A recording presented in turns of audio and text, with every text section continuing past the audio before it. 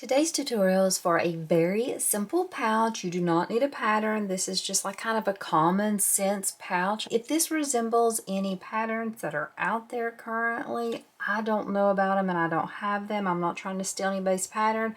Well, I'm getting ready to take a couple trips and I love to make new pouches for storing things and being organized on trips.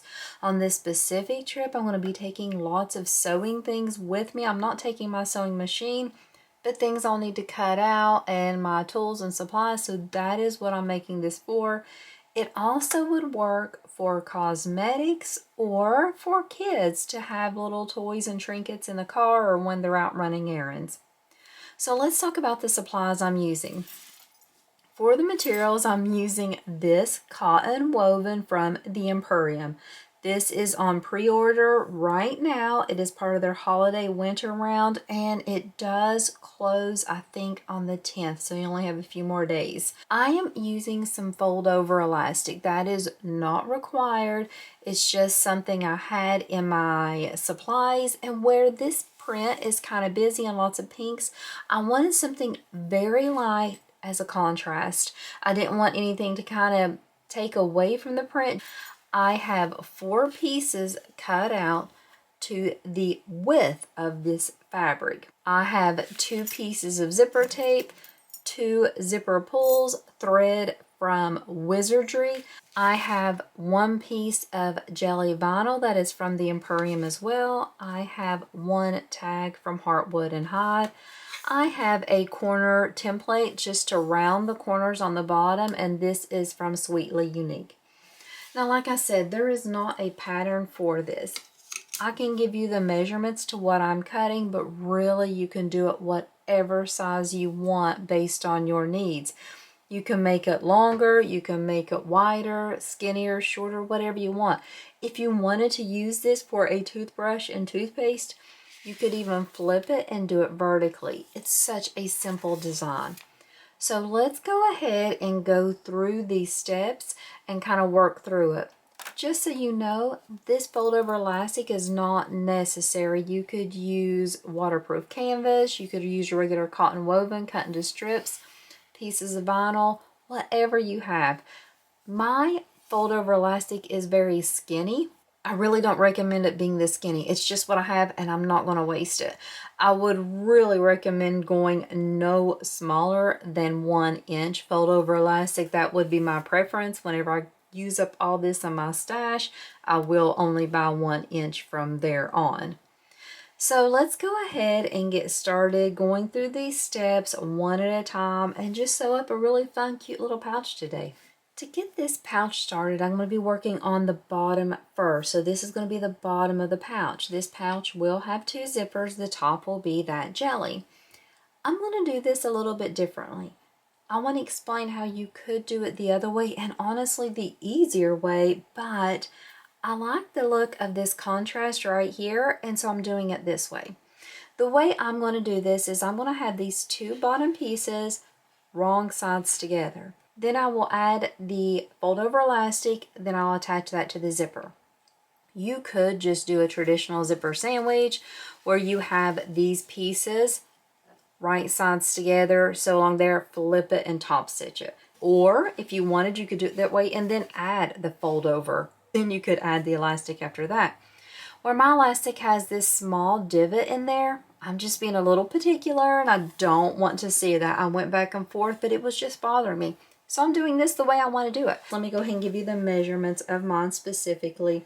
It's about 10 inches wide by 7 inches tall. So now that I have these pieces folded wrong sides together, and then what I'm going to do is take a little bit of glue to put all along there. So I'm going to speed this part up, but you'll see me putting the glue on and then clipping the fold over elastic on top of this.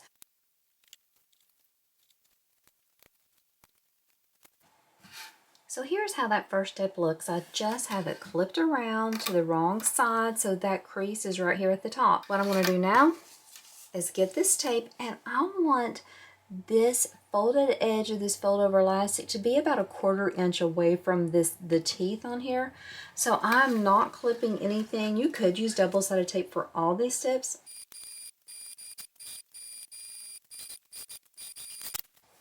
So this is how that step looks completed. There is just one row of stitching here, and you do have the raw edge of the zipper there on the back, and this won't fray, so you're okay there. So now what I'm going to do is I'm going to pull out this piece of jelly, and I'm going to attach the zipper the same way, that second zipper, to the top. So now I have both zippers attached.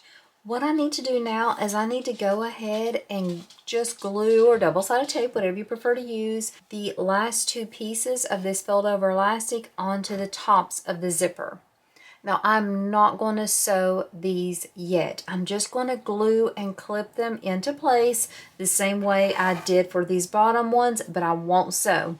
We will sew both of these on the top to that other back lining piece. So I'll clip and glue those off camera.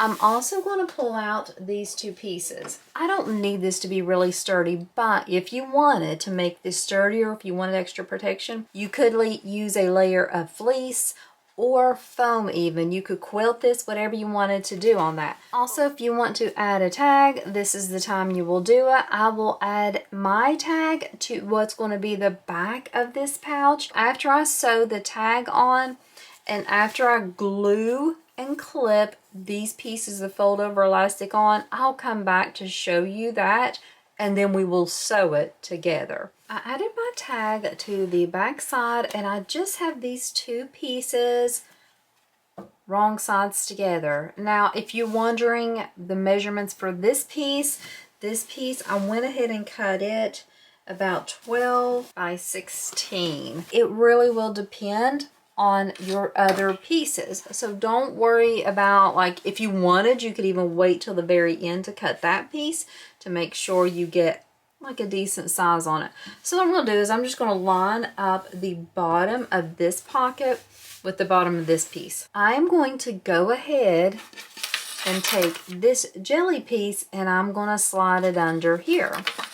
Because what I want to do now is just attach all of this together. I'm just going to be sewing across here. That's going to connect this jelly, this zipper, and this lining piece all together. That will make sure that I have two separate compartments here. This part will unzip and go down. This part will unzip and go to this row of stitching. I'm going to take the time to make sure that I line it up. The jelly is in line with this pocket. So I just have this jelly about 1/4 inch underneath this zipper. If you wanted, you could even draw a line about 1/4 to 3/8 of an inch up on the bottom of your jelly, just to make for sure you know exactly where you want to place it. I'm just kind of eyeballing it and going with it and checking occasionally to make sure it's where I want it to be. You can flip it up and see I came a little crooked there, but not by much. If I wanted to, I could trim that down just to kind of get it out of the way, but it's not too big of a deal. I'm also going to just top stitch across this top row. On this piece, you're really just kind of holding everything smooth, making sure everything's laying nice and flat. So now what I want to do is I'm going to go off camera and I'm going to add my zipper pulls and trim everything up on the sides. The bottom, I don't need to trim anything. The top, I'm not going to trim anything either. I want this little bit of overhang because I want the binding that I'm going to do all around this to be a nice contrast and to butt right up against this row of fold over elastic. Let's look at what we got so far. I have everything trimmed, pulls on, everything's basted in place pretty much, and I have the tag on the back. This is what it looks like. Now I do want to round the corners at the bottom, so I'm going to use this rounding corner template from Sweetly Unique and just trace it in place. I'm going to leave the top, just the sharp corners or the 90-degree angles. I'm going to choose to use this polka dot binding. I feel like it'll be a nice little contrast without being too distracting. And I have it cut 1.5 inches wide. I also need to connect the two pieces of binding because I didn't have a piece long enough on its own. So the way I'll connect it is I will just put one piece of binding going horizontal, the other piece going vertical, so they end up being perpendicular. And then I'm just going to sew a diagonal across the two to connect. Trim up that extra, and I usually just kind of finger press that seam open. I trim about down to 1/4 to 3/8 of an inch. This is my preferred way to bind. This is the way I do it whenever I want a really nice look. I put the binding right sides together. First thing I do is I fold that edge under and kind of press it there. And then I'm going to sew this binding on with 1/4 of an inch all the way around.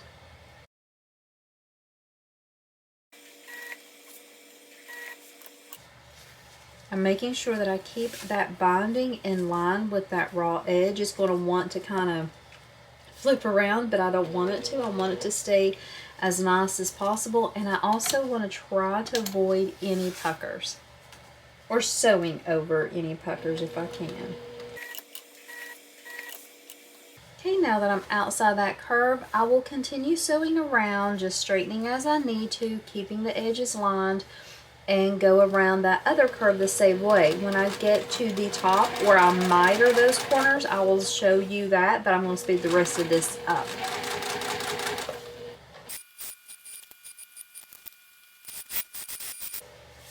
So we're coming up to the top edge of this. Now I'm going to miter this corner, so what I'm going to do is I'm going to sew until I get about 1/4 of an inch away, and that's going to be pretty much right past the zipper teeth, and I'm going to back stitch there, lock in that stitch really good, break my stitches.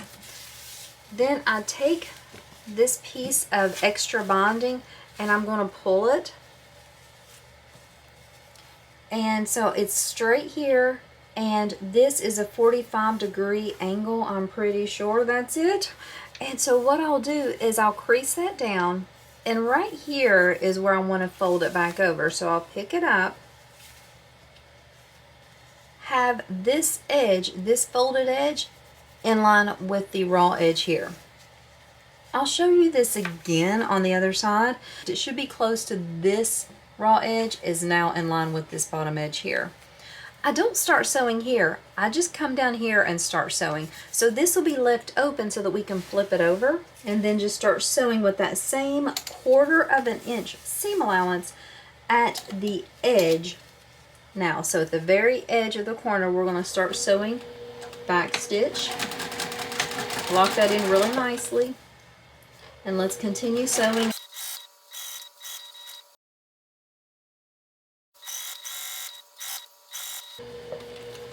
Now we're coming down here to where we started again. I want to overlap, so I'm going to sew completely over this piece, but I'm going to fold the other piece to where it kind of butts up against that one. So here is my folded edge. I'm going to come down maybe 1 inch past it, cut off my extra, then fold that, and I like to have it folded to where it meets this other piece. So you can see those two pieces are butting up against each other. Press that down and then sew completely over that piece and back stitch. So this is what it looks like right now. What I do is I take it and I flip it over, and what I want to do is I want to fold it so that that folded edge, and I know you can't see because I don't have contrasting fabric, but I want this folded edge to just barely cover that 1/4 inch row of stitches that I just did. If I have it barely covering it, then when I sew again with 1/4 of an inch, it'll catch perfectly and look great on both sides. The main part with binding is not your sewing, but it's really your folding. So you can see I just flipped this part up here on the corner. I haven't done anything there to it yet. Just flipped it over. I'm just folding this edge and I'm looking to make sure that it's just covering that 1/4 inch row of stitches that I just did.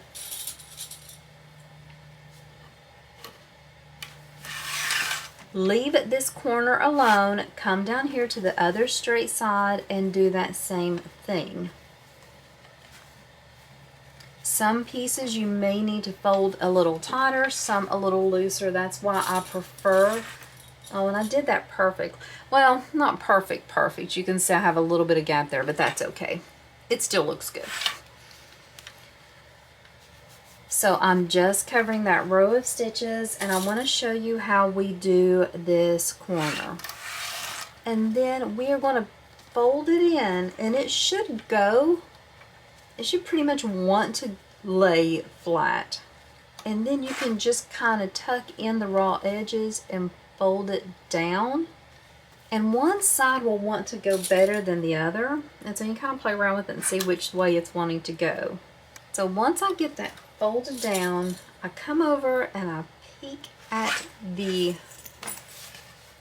right side to make sure it looks good. Let's look at this other one and let's do it the same way and get another visual on it. So go ahead and fold right up to that corner. Leave the corner folding for last.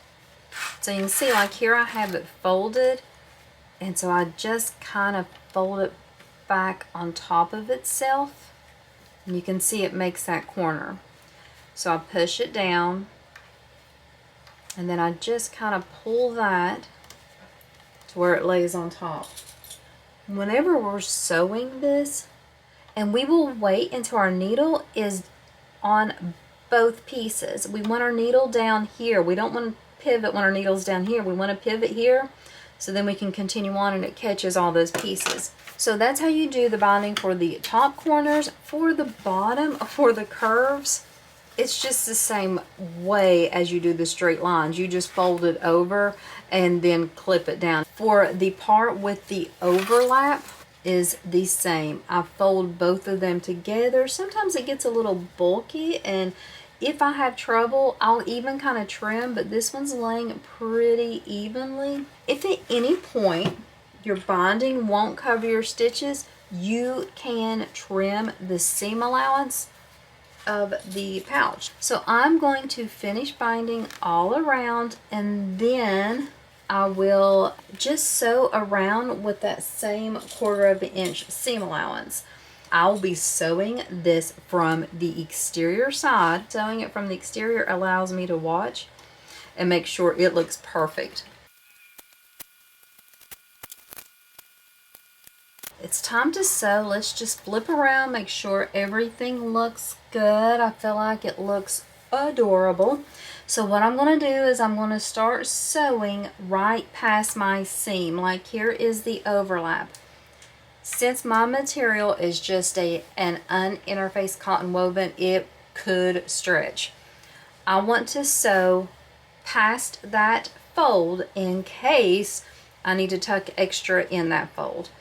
If I was sewing with something that had no stretch, I would start sewing before the fold. So for me, I'm going to start below the fold. I'm going to go 1/4 inch all the way around. I am using this more for kind of a traveling bag, but if you wanted to use this in your sewing room to hang, you could easily add a handle with webbing on the back. You could hang it by your zipper pulls if you're like me and used open round zipper pulls, or you could add a grommet in the top. Those are some options to have it being a hanging bag if you would like to do it.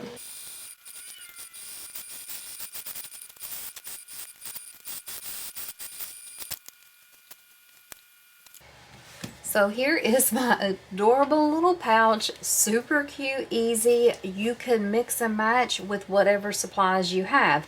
Now I used a print from the Emporium and jelly vinyl from the Emporium.